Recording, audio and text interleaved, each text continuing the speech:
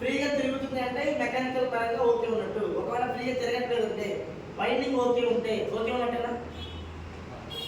Winding okay ఉంటే మనకేందన్నా ఇది తిరగాలి కదా. ఎందుకు తిరగాలి? బ్లేడ్ పెట్టాం, బ్లేడ్ తిరిగి రొటేషన్ అయ్యి క్లాక్ రావాలి ఉంది, clock wise anti clock wise తిరగాలి ఇది ఫ్రీగా. సరిగ్గా తిరగలేదంటే కారణం ఏంటి? దీంట్లో సరే ఆల్ బేరింగ్ పోతే ఇక్కడ సౌండ్ వినాలి ఫ్యాన్లో. Road roller 4 దూస్తున్నాం. అదే ఇక్కడ ఇంకో సెన్సార్ ఉందనుకో, దాన్ని హీట్ చేశారు. ఏమైతే ఇదేంటిది? గ్యాస్ రావట్లేదు, గ్యాస్ రావట్లేదు అని చెప్పేది.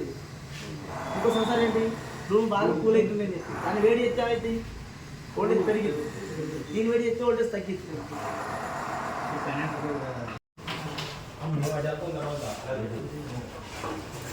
4 పీసీబీలు పక్క పక్కన పెట్టుకొని కంపారిజన్ చేద్దాం. మనం అసలు ఏ బోర్డులో ఏ ఉంది అనేది కంపేర్ చేద్దాం.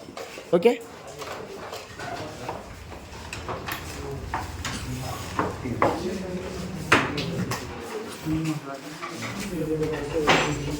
ఇది ఇన్వర్టర్ బోర్డు. దీంట్లో 2 స్వింగులు వచ్చినాయి. అక్కడ ఒక స్వింగ్, ఇక్కడ ఒక స్వింగ్ వస్తుంది. ఇటు పక్క స్వింగ్ మోటార్.